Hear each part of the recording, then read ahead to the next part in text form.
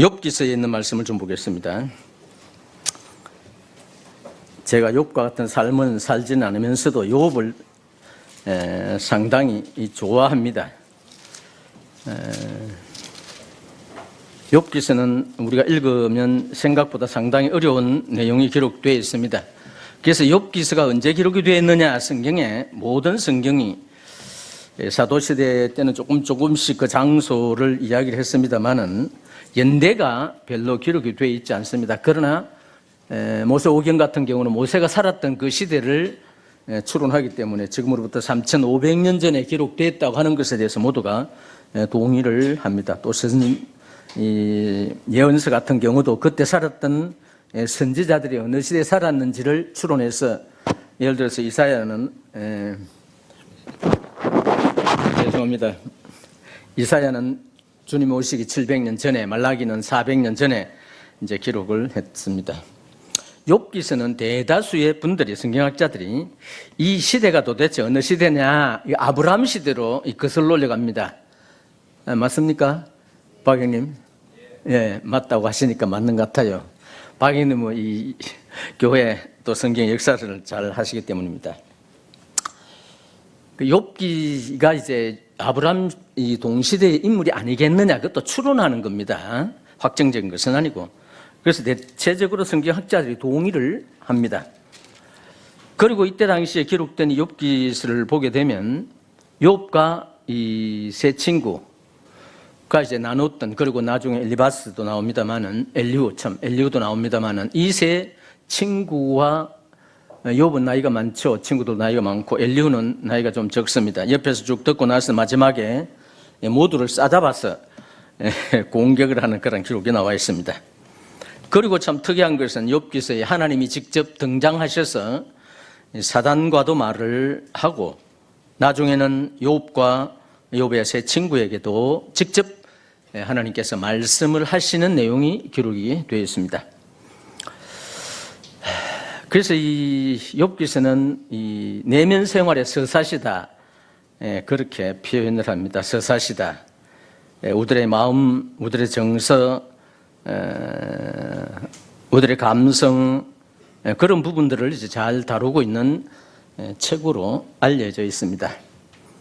욥기 1장과 2장은 쭉 읽으면 우리가 이해가 잘 됩니다. 그리고 마지막 하나님께서 욥에게 나타나셔서 말씀하시는 그 부분을 쭉 듣게 되면, 욥을 이해하기가 쉽구나, 그렇게 표현을 합니다. 그래서 3장부터 욥이 자기 나를 저주를 하면서 생일, 내가 차라리 태어나지 않았으면 좋았을 걸로 시작해서 욥과 그 세 친구 사드락, 메삭, 아벳느고와 나누는 그 대화가 엘리바스, 빌다소발이죠.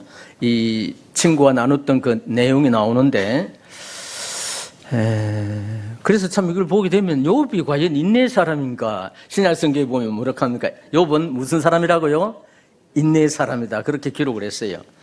그래서 참 구약과 신약을 견주 보지 않으면, 그냥 구약만 이렇게 보았을 때 우리가 이해하기 어려운 부분들이 생각보다 많이 있습니다. 저는 이 욥을 통해서 우리가 이 시대에 살고 있는 우리에게도 어떤 교훈되는 말씀이 있지 않겠느냐 하는 생각을 합니다. 욥기서를 펴주시기를 바랍니다. 1장입니다.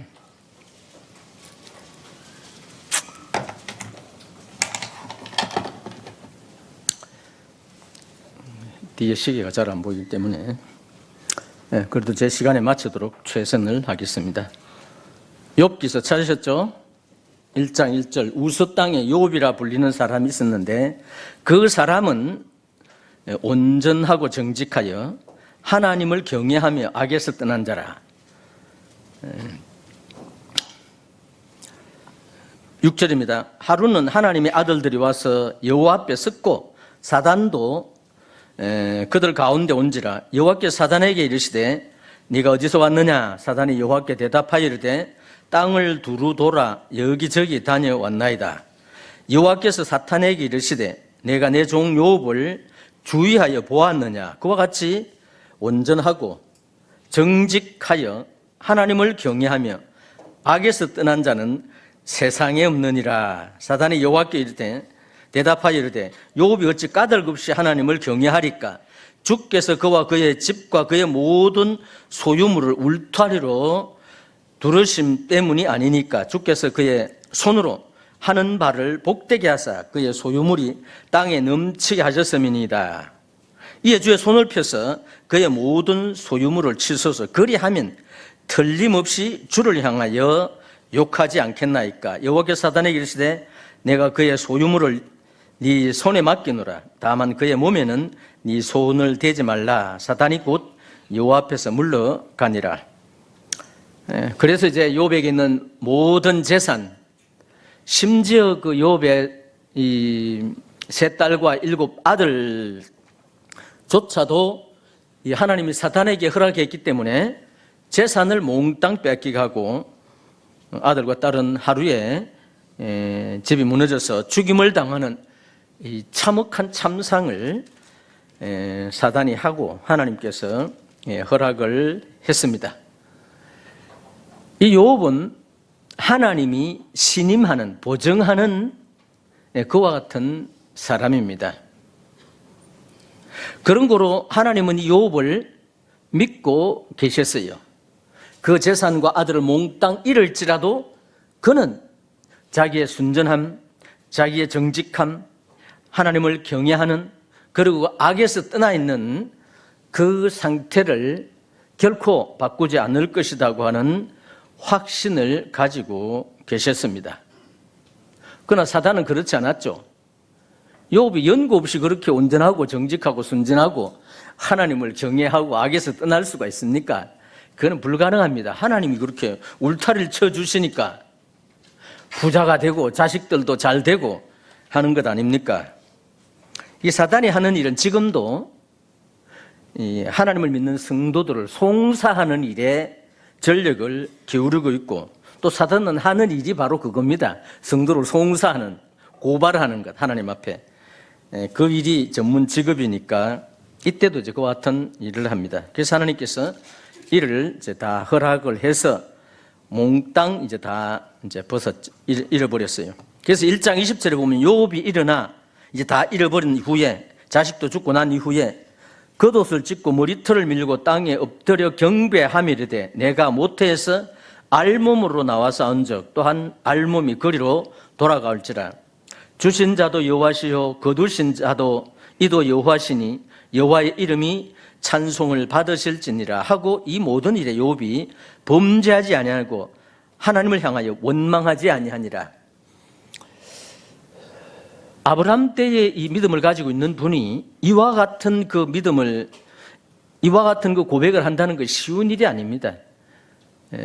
이 신약시대에 아닌 이 구약시대 때는 인과응보에 내가 어떤 일을 하면 그것에 대해서 보응을 해주는, 하나님의 말씀을 순종하게 되었을 때 축복을 내려주시고 불순종하게 되었을 때 즉각적으로 재앙을 내리는 이 시대에 있었던 인물이라는 것을 우리가 염두에 두시기를 바랍니다.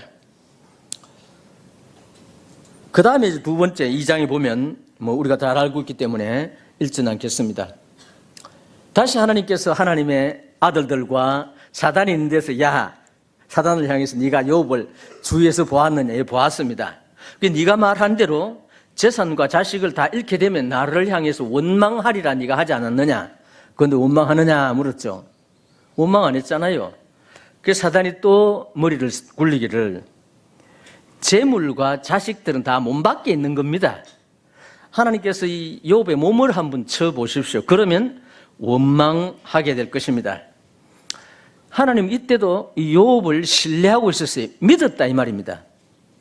어떤 극단적인 상황이 욥에게 이를지라도 그 욥은 결코 하나님이 보정한 대로 온전하고 순전하고 선하고 정직하고 악에서 떠나고 여호와를 경외한다 하는 것에 대해서 신념을 가지고 있었어요. 우리는 어떻습니까?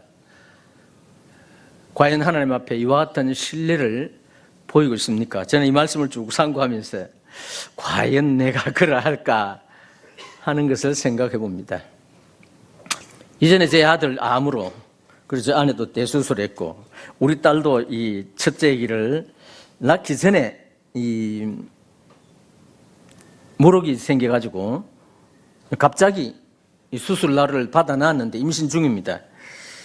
급한 상황이 돼가지고 수술하는 그런 경우를 접하게 됐었습니다.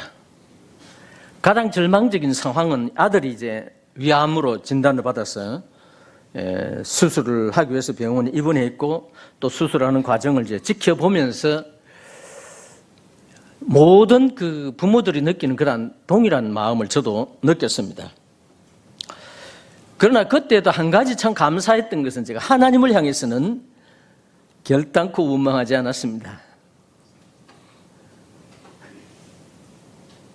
아버지로서 자식이 위암 수술을 하고 또 재발할 줄도 모르는 그러한 상황에, 그리고 아들이 결혼해가지고 뭐 가족교회 간다고 아기를 낳기도 전에 이런 일이 벌어졌어요. 아들을 그 11층 12층 백병원이 암병동인데 아들을 눕혀놓고 11층 전체 12층 쭉 다녀봤어요. 도대체 누가 입원해 있느냐. 보니 그때 당시에 뭐 젊은이가 없는 건 아닌데 그때 당시에는 없었어요. 그때 아들이 33살 정도 되는데 보통 60세 이상 노인들이 수술을 해가 회복기간이 있고 또 수술을 하기 위해서 대기 상태에 있는 모든 병상이 가득 찼습니다. 지금도 아마 암 수술하려면 아마 기다려야 될 겁니다. 유명한 병원은. 이런 상황을 보면서 상당히 제 마음속에 이 절망감을 느꼈어요. 그때 제 마음속에 들어왔던 것은 제가 목회를 그만두고 4년 만에 그런 일이 벌어졌어요. 내가 목회를 그만둘 때 다 내려놓았다고 스스로 생각을 했고 또 하나님 앞에 어쩌면 성도들에게 나는 지금 다 내려놨습니다. 평생 목회를 위해서 살았던, 제가 22살 때부터 했거든요. 신화업에 이제 그만두면서 가장 좋은 조건 속에 목회를 하고 있는, 또 목회를 한 대다수 분들이 목회 전생애를 바쳤기 때문에 이 집념이 대단합니다. 그런데도 제가 이제 내려놨거든요. 연대교회의 미래를 위해서. 저는 아날로그 시대니까 뭐 진공광 시대인지 잘 모르지만은 디지털 시대에는 맞지 않다 생각을 해서 스스로 물러났었습니다. 그래서 내 스스로 위로하기를, 나는 이런 것도 다 내려놨다. 스스로 대단하다고 생각했어요. 그러나 아들이 그렇게 이제 그 상황을 접하게 될 때, 내가 내려놓지 못한 게 하나 있구나. 그것은 자식을 내 마음에서 내려놓지 못했구나. 지금 다 내려놓으라는 건 아닙니다. 그 상황이 되면 이제 제 말이 기억이 날 겁니다. 주님, 이 아들도 제가 내려놓겠습니다. 살려주시면 감사하고 주님이 데려가시면 아들의 수명이 거기까지로 생각하고 제가 받아주겠습니다. 그래가 좀 마음이 진정이 되더라고요. 다행히 이러한 과정을 겪으면서 저뿐만 아니라 많은 그리스도인들이 그러한 그 절망적인 이 상황 자체는 절망적인 상태에서도 하나님을 원망하지는 않습니다. 왜 그러하냐? 우리 믿음의 선진들이 그러했고 또 욥을 보게 될 때 욥조차도 하나님을 원망하지 않았어요. 두 번째, 욥기 2장에 나오는 이 욥에 대한 시대는 뭡니까? 정수리부터 발끝까지 온몸에 종기가 나게 했습니다. 그 종기는 그냥 종기가 아닙니다. 결코 낫지 않는, 아프면서 가려운, 저도 종기를 한번 알아봤어요. 허벅지 살이 많은 곳에 종기가 우연히 생겨가지고 이거 안 되더라고 할 수 없이 병원에 가서 째가지고 수술을 했어요. 욥은 온몸에 가려워서 긁으면 피가 나고 긁으면 아픕니다. 이것이 이제 계속되는 거예요. 그래서 정상적으로 집에서 방 안에 생활할 수 없기 때문에 나무나 짚을 땐 그 재 가운데서 생활하고 기왓짝으로 자기 몸을 끓고 있는 그 참담한 심정에 빠졌습니다. 이때 그 부인이 당신이 그래도 당신이 그 순전을 지키겠느냐?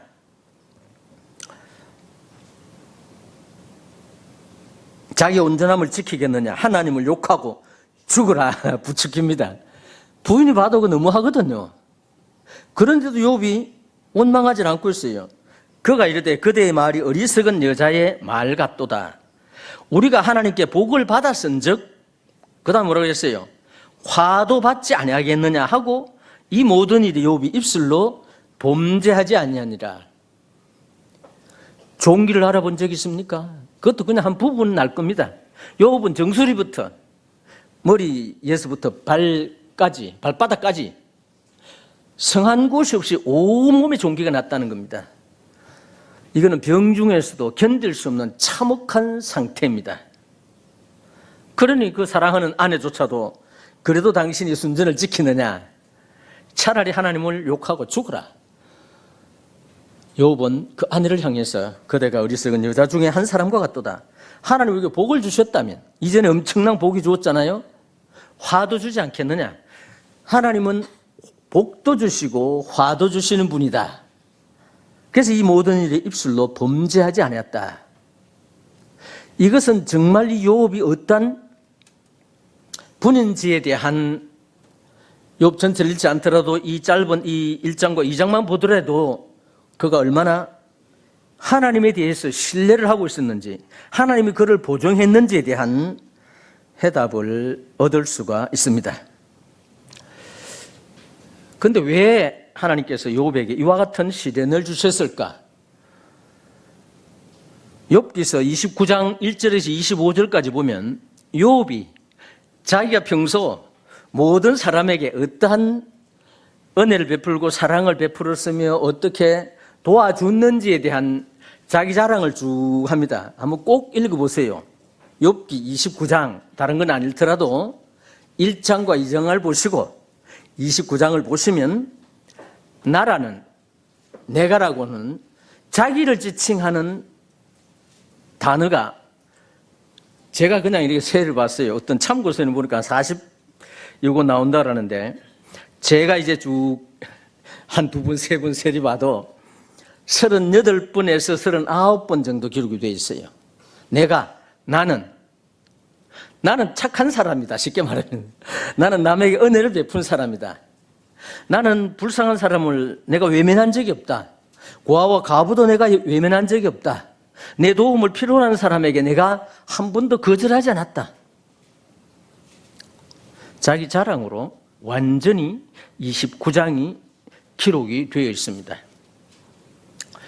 이것은 오늘에 살고 있는 우리들에게 대단히 필요한 교훈이 됩니다. 우리는 과연 어떠하냐 이거죠. 주님 안에서. 제가 주님 안에서 이 쭉 목회를 하면서 또 이제 그만두고 14년 동안 있다 다시 이제 재등장을 했습니다만은, 어제 어떤 사역자가 연재는 참 묘합니다. 왜? 아니, 스스로 목회를 그만둔 사람이 있는가 하면 그만뒀는데 다시 세우는, 도대체 이건 어떤 모임에서도 있을 수 없는 일이 있습니다. 라고 이제 웃으면서 이야기를 하더라고요.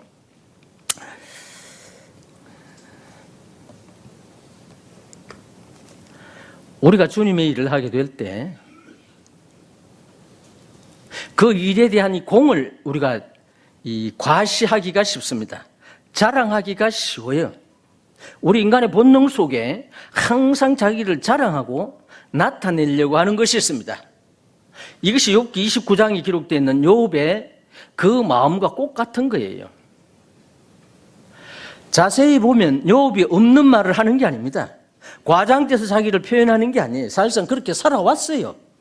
그것을 그냥 정난하게 그대로 이야기하고 있는 것뿐입니다. 안 한 걸 했다는 게 아니에요. 베풀지 않은 걸 자기가 베풀었다는 게 아닙니다. 도움을 필요로 하는 사람에게 도와주지 않았으면 도와줬다고 하는 게 아니에요. 모두가 욥의 그 생애를 통해서 충분히 그럴 수 있다고 우리가 동의하는 내용들입니다. 그런데 하나님께서는 그것을 받으시지 않으셨던 것입니다.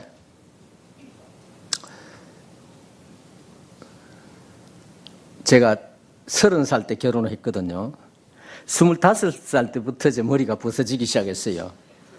날 보고 머리가 없다는데, 머리가 없는 건 아니고 머리카락이 조금 있습니다. 머리가 없는 건 단두대에 목 잘린 거라요. 제발 저보고 머리 없다고 하지 마세요.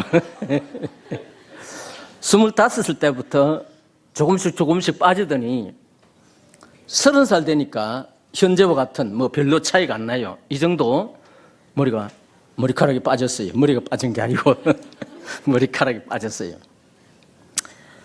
30살 되면 이미 제 친구들은 결혼해가 자녀들이 다 있어요. 같은 동력자들이. 저만 결혼을 못했는데 아무도 저한테 시집도 안 올라가고 하는데 제 아내가 그 사역자를 통해서 저하고 결혼을 하겠다라고 기도를 하겠다는 거라요. 그 이야기를 처음 들었을 때 길을 의심했어요. 왜냐하면 그때 29살이고 우리 집사람은 22살이었어요. 제 아내 22살 때는 제가 이제 보는 관점에서 콩깍지가 씌는지 몰라도 그렇게 예쁜 아가씨를 본 적이 없었어요. 이건 사실을 이야기하는 겁니다. 제가 사진도 가지고 있어요. 그때 사진. 근데 그때 제가 이제 목회를 하고 쉬고 있는 중이었어요. 그리고 어떤 직업을 가지고 있지도 않았고, 재산도 제가 구남의 막내인데 부모로부터 요새이지만 땡전 한 푼 상속을 못 받았어요. 그러한 그 상태에 있었는데 제 아내 저하고 결혼하겠다는 거래요. 그래서 만나가지고 대화를 해봤어요. 도대체 이 자매가 왜 나와 결혼하려고 하느냐. 한 가지, 당신이 전도자이기 때문에 한다는 거라요. 한 일주일 후에 다시 만나가 나를 사랑하느냐 물으니까 그런 거 모른다는 거예요. 사랑해서 결혼하는 게 아니라는 거예요. 단순히 전도자이기 때문에. 왜? 그때 당시에 45년 전에 전도자 하면은 구원받은 이제 자매들도 이 동경의 대상이었어요. 저런 남편을 하고 살면 좋겠다, 행복하겠다, 이제 생각을 가졌어요. 제 집사람이 구원받은 지 겨우 한 1년 정도 됐었을 때입니다. 그래서 전도자하고 결혼을 하겠다 하니까 하도 제가 답답해서 내 직업은 바뀔 수도 있으니까 그것 가지고는 안 되고 나를 좀 사랑할 수 있어야 된다. 그리고 또 결혼을 하는데 사랑 없이 어떻게 결혼하느냐. 신기한 거는 이 사랑이 뭔지도 잘 모르더라고요. 왜냐하면 연애를 해본 적도 없고 이성 교제해본 적도 없고 이게 사실이라요. 그래서 그때 당시에 대다수의 또 저 친구 부인들도 전부 다가 제 동일하게 이제 1세대 목회를 지냈던 사람들이 다 어려웠어요. 그리고 제대로 생활이 보장되지 않는 가운데 전도연 일을 했어요. 그런데도 많은 자매들이 아주 선뜻 사회가는 형제들하고 결혼하겠다 하고 그 주변에 이미 많이 결혼을 하고 있었어요. 그때 당시에 이 자매들이 가지고 있는 믿음은 전도자, 하나님을 위해서 일하는 사람이다. 그래서 다른 거 아무것도 보지 않았어요. 제 볼품이 있어야지 저한테 볼 게 아무것도 없는데. 그래서 이제 그때 당시에 많은 사람들도 생각하기를 하나님을 위해서 일하는 사람은 아주 큰 일을 하는구나. 이건 대단히 뭔가 자랑할 만하고 그렇다고 이제 생각을 하고 있었던 시절입니다. 지금까지 쭉 내려오면서 수많은 교회 안에서 공적인 활동을 하는 많은 분들을 이제 바라보게 될 때 저를 위시해서 조금 이 공이 있으면 항상 그것을 과시하기를 원하고 칭찬받기를 원하고 인정해 주기를 원하고 있습니다. 그런데 우리 주님은 이것을 산산조각 내기를 원하셨어요. 그게 어디 있느냐? 첫 번째 욥기서에 나와 있습니다. 그 다음에 고린도후서 12장에 보면 사도 바울이 자기가 자랑할 것은 나의 약한 것들 외에는 자랑할 것이 아무것도 없다. 그는 셋째 하늘에 올라가서 주님을 배웠고 사람이 가히 말할 수 없는 것을 목격한 사람이었어요. 그러나 그것은 자랑하지 않겠다. 내가 자랑할 수 있는 것은 약한 것들. 왜냐하면 약할 때 곧 온전해지기 때문에 되는 거죠. 사도 바울은 자기에게 사단의 가시가 있었어요. 요업에게 찔렸던 그런 가시 정도가 아니고 아주 적은 하나의 가시를. 성경학자들 볼 때 그것이 무엇일까? 아마 안질이 아니겠느냐. 눈이 계속해서 짓무르는 게 아니고 통증이 있는 겁니다. 언제까지? 의식이 있는 동안은 통증이 있는. 그래서 사단의 가시가 과연 이 사도 바울이 어느 신체 부위겠느냐 했었을 때 너희가 눈이라도 빼어서 나를 주었으리라 하는 서신서가 있습니다. 그렇죠? 성경학자들이 추론하기를 안질이 있었구나. 너무 고통스럽기 때문에 사도 바울이 어떻게 했다고요? 3번 하나님 앞에 기도했어요. 하나님 이거 좀 사단의 가시 좀 빼주십시오. 낫게 해주십시오라고 기도를 했어요. 이게 정상적인 겁니다. 하나님의 대답은 사도 바울이 원하는 대로 됐어요? 아닙니다. 이때 당시 사도 바울이 활동했었던 대단한 이 사역에 비해서 만에 하나 교만해질까 해서 하나님께서 이 사단의 가시를 주셨어요. 다시 말해서 계속해서 질병을 주셨어요. 어느 질병? 의식 있는 동안 아픈 그 질병을 주셨어요. 그렇지 않으면 네가 교만하게 된다는 거예요. 그리고 네가 약할 때에, 연약함을 느끼게 될 때에, 고통을 느끼게 될 때 하나님이 너를 통해서 어떻게 하신다고요? 역사하신다는 것입니다. 그래서 고린도후서 12장 10절에 약할 때에 강함이라 그렇게 표현하고 있어요. 갈라디 1장 10절에 보면은 사도 바울은 사람에게 기쁨을 구하지 않았다 했어요. 만약에 내가 사람의 기쁨을, 사람의 칭찬, 사람의 알아주기를 원했다면 나는 그리스도의 종이 아니라고 표현하고 있습니다. 그는 사람의 그 평가에 대해서 관심이 없었어요. 그것을 위해서 일하지 않았어요. 오직 주님의 종으로 일했다고 하는 것입니다. 고린도후서 1장 7절 9절을 보면은 너무나 심한 박해가 와가지고 자기 마음에 사형 선고를 받은 줄 알았다 그랬어요. 사도 바울이 이 간증입니다. 실제 왜 그렇게 했느냐? 이는 우리로 자기를 의뢰하지 말고 죽은 자를 살리시는 하나님만 의지하게 하기 위해서 사도 바울로 하여금 그때 당시에 또 모든 믿음의 선진들로 하여금 극한 박해와 환난과 시련 가운데 버려두셨던 것입니다. 이게 초대교회 상황이라요. 지금도 이제 선교사가 와 계십니다만은, 선교사 자매님이 앉아 계십니다만은, 제가 중국에 이산형제 계실 때 한 보름 동안 쭉 다녀볼 때 가장 추울 때 갔었어요. 추울 때 실내 온도는 영상 20도, 습시 20도, 바깥에는 영하 20도, 평균 기온이 이 40도 차이는 중국 사람들은 어느 정도 견디는 우리가 겹겹이 막 방한복을 입고 다 갔는데도 보름 돼가지고 독감이 걸려가지고 거의 죽을 뻔했어요. 제 기억이 남는다면. 그런 곳에 살더라고요. 그리고 계속해서 공안이 감시를 하고 있어요. 저번 주에 중국인들 그 이야기 들었죠. 이것은 경험해 보지 못합니다. 그들의 정신적인 압박, 시시로 감시하는. 그런데도 줄기차게 그곳에 선교하는 분들이 계세요. 왜 그러하겠어요? 그것이 주님이 자기에게 주은 지상 최대의 명령 중에 하나이기 때문입니다. 선교사들이 박수 받기 위해서 선교 나가는 게 아닙니다. 정말 그 열악한 환경입니다. 모든 주님의 종들은 이와 같이 그런 것을 감수하고 있는 것을 보게 됩니다. 주님을 의뢰하지 말기를 바랐던 것입니다. 욥기 이왕 폈으니까 42장입니다. 욥이 쭉 이제 시련을 당하고 친구들과 대화를 주고받으면서 또 젊은 엘리후에게 심한 책망을 받으면서 하나님께서 나타나셔서 그에게 천지 창조에 대한 이런 것들에 대해서 38절부터 그때 여호와께서 나타나셔서 이제 욥에게 말씀하고 있는 부분은 42장입니다.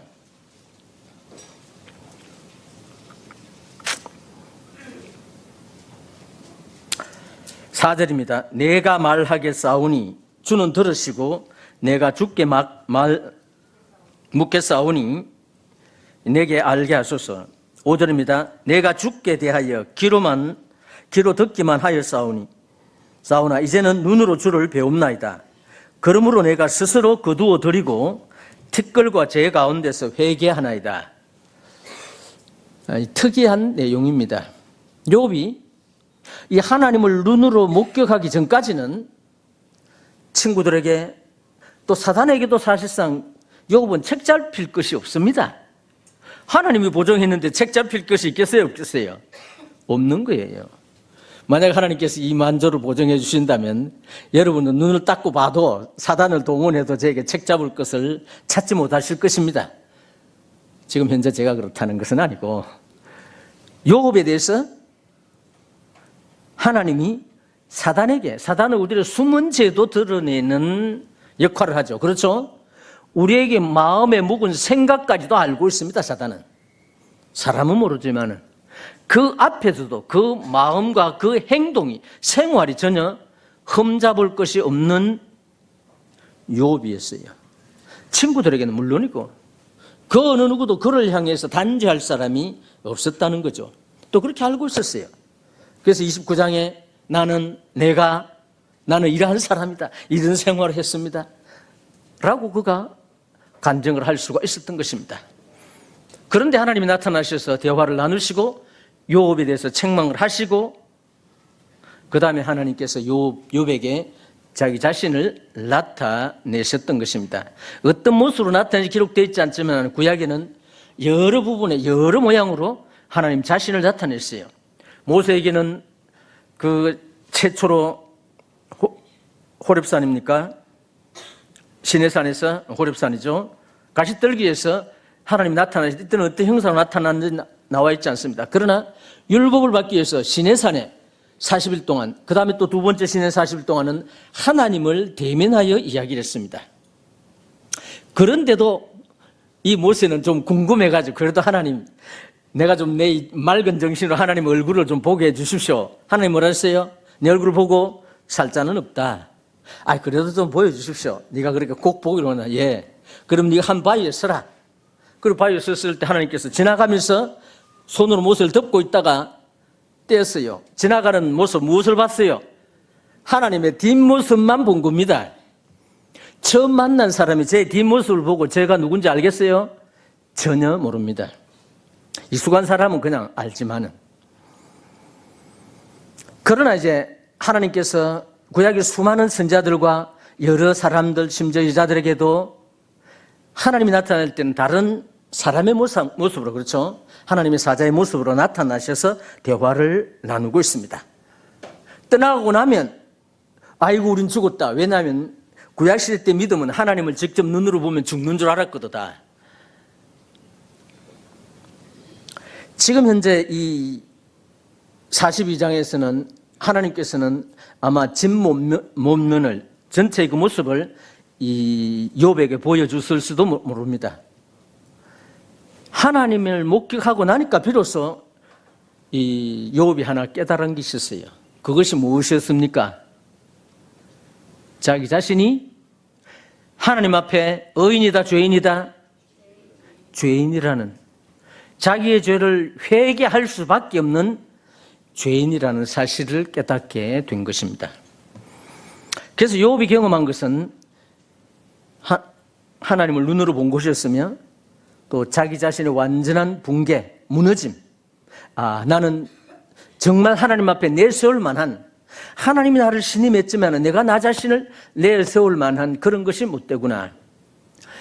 욥기 1장과 2장에서 하나님께서 하나님의 아들과 사단이 있을 때 욥 옆에 있었습니까? 없었습니까? 없었어요. 욥은 이 하나님의 어전회의에 참석을 하지 않았어요. 어떤 말이 주고받았는지도 모릅니다. 졸지에 당한 거예요. 왜 당하는지도 모릅니다. 하나님이 자기를 신임하기 위해서 사단에게 기회를 준 것도 전혀 모르고 있는 상황 속에서 이것을 당했습니다. 그런데도 그는 최소한의 하나님의 신뢰를 무너뜨리진 않았어요. 그러나 하나님을 목격하고 나서 비로소 나 자신이 얼마나 연약하고 보잘것없는 존재인가 하는 것을 깨닫게 되었던 것입니다. 그래서 그는 이제 더 낫고 새로운 차원에서 하나님을 섬길 수 있는 비결을 터득하게 되었습니다.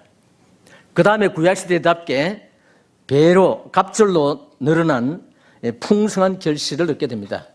소, 양, 그렇죠? 낙타. 첫 번째 가지고 사단에 치기 전에 가지고 있던 그것에 전부 배를 받았어요. 그렇죠?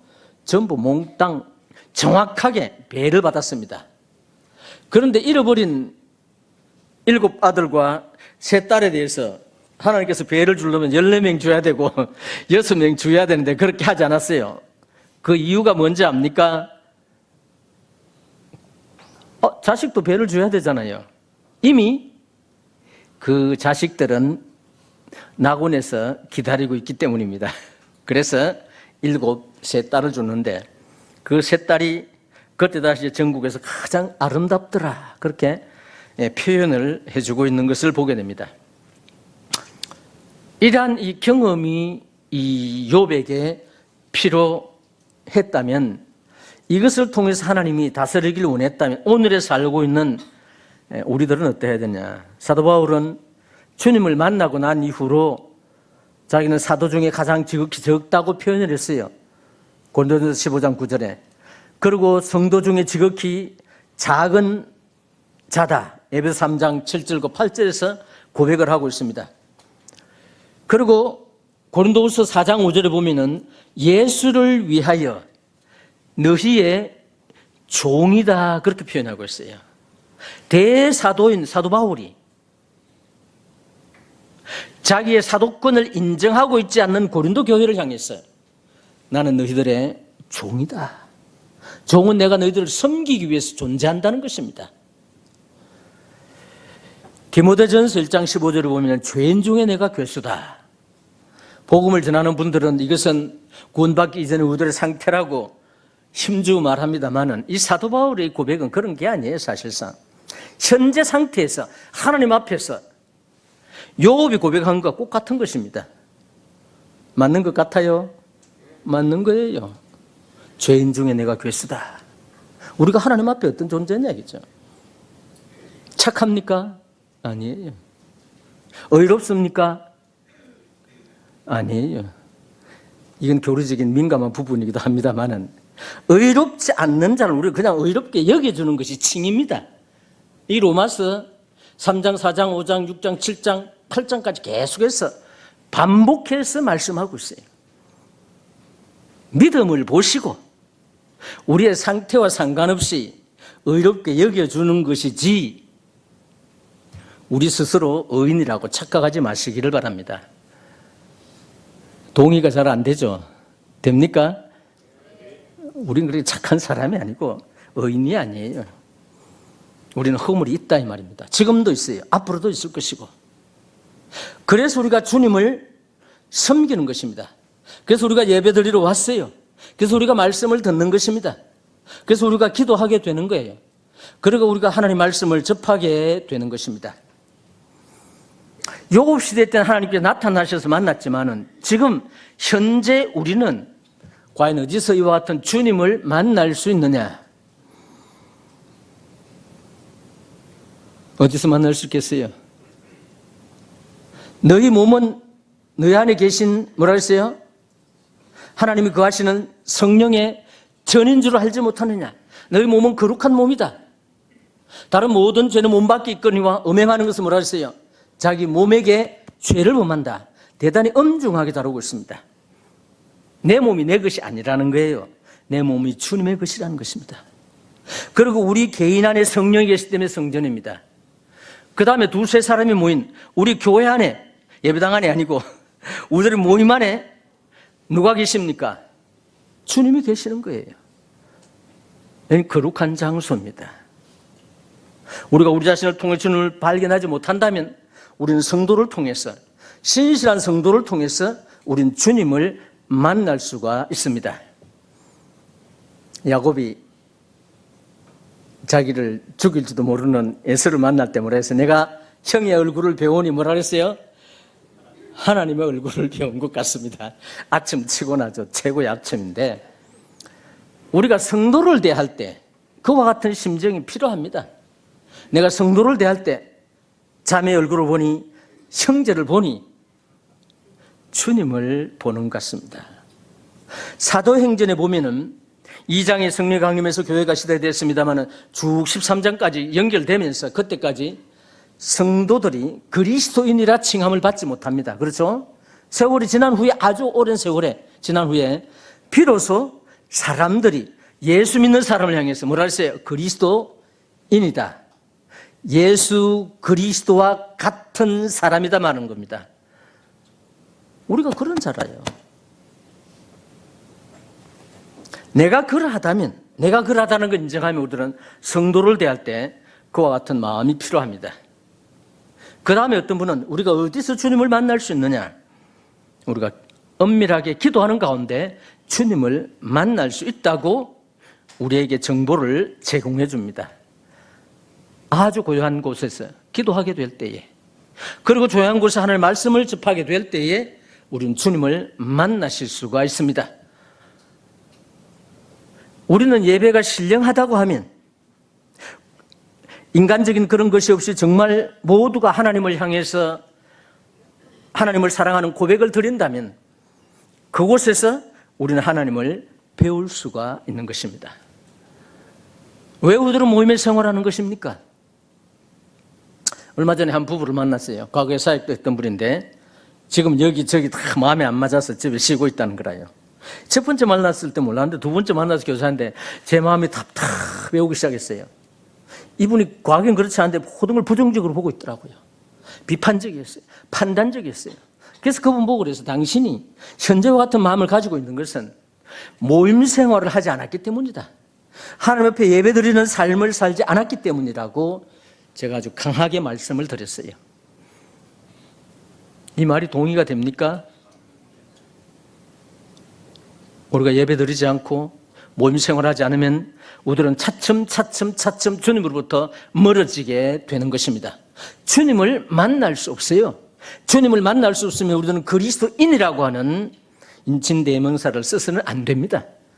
우리는 그리스도인이 아니에요. 주님을 만나지 못한다면, 그리고 우리가 주님을 나타내지 못한다면 우리는 그리스도인이 아니에요.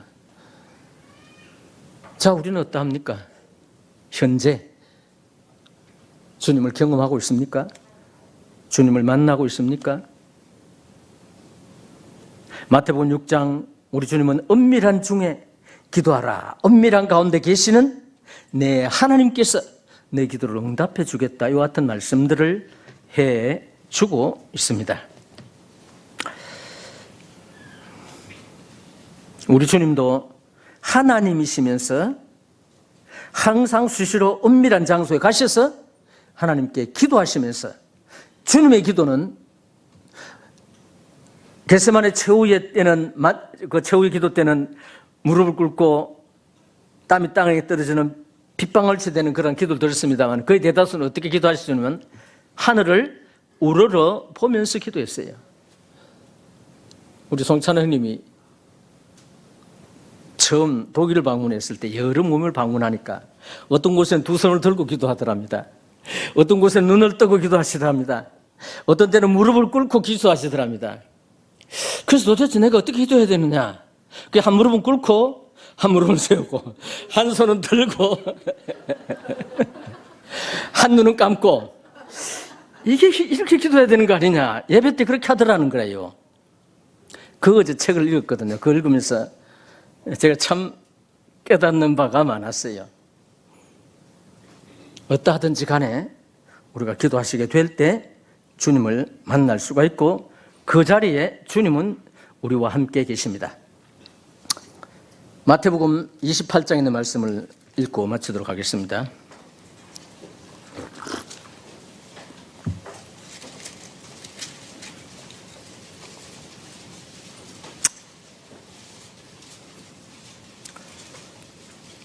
마태복음 28장 18절에서 마지막 절까지 읽겠습니다. 다 찾으셨어요? 예수께서 나와 말씀하여 이르시되 하늘과 땅의 모든 권세를 내게 주셨으니 그러므로 너희는 가서 모든 민족을 제자로 삼아 아버지와 아들과 성령의 이름으로 세례를 베풀고 내가 너희에게 분부한 모든 것을 가르쳐 지키게 하라. 볼지어다 내가 세상 끝날까지 너희와 항상 함께 있으리라 하시니라. 의미하는 바가 다 많습니다만 마지막 부분에 볼지어다 내가 세상 끝날까지 너희와 함께 있으리라.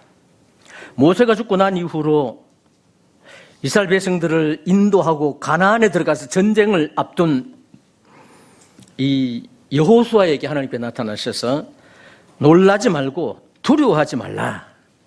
뭐라 해서 내가 너와 함께 함이라. 구약시대 때도 하나님께서 함께 하시는 것이 그에게 가장 큰 축복이었어요. 모세도 하나님께서 너와 이 범죄한 백성들과 함께 가나안에 들어가지 않겠다고 하니까 자기 죄를 자복하면서 하나님 우리와 함께 동행해 주십시오. 하나님이 우리에게 은총 베푸심을 무엇으로 합니까? 우리가 무엇이라고 그랬어요? 하나님 우리와 동행하심으로 하나님이 우리에게 은총 베풀음을 우리가 알게 되겠습니다. 주님 지금 우리와 동행하십니다.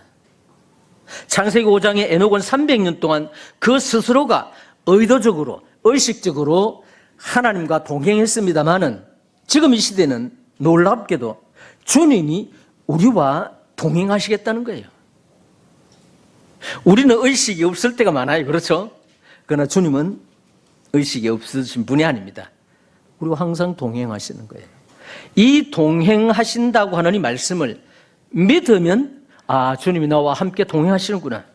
주님이 나와 함께 계시는구나. 모든 것이 되시고 온 우주가 주님의 것이고 만물을 충만케 하시는 그분이 나와 함께 동행한다. 이것은 그리스도인들에게 있어서 최고의 축복입니다. 하나님은 아무에게도 주님이 예외를 두시지 않았어요. 예수님께서 이만저 너하고만 동행하겠다. 연족의 다른 성도하고 내 동행하겠다, 안 하겠다. 그렇게 말씀하셨어요? 아닙니다. 우리 모두와 동행하시겠다고 주님은 약속하셨고 지금까지 지키고 계십니다. 주가 우리와 동행하십니다. 주님이 이 자리에 좌정해 계십니다. 기도하시겠습니다. 하나님 아버지,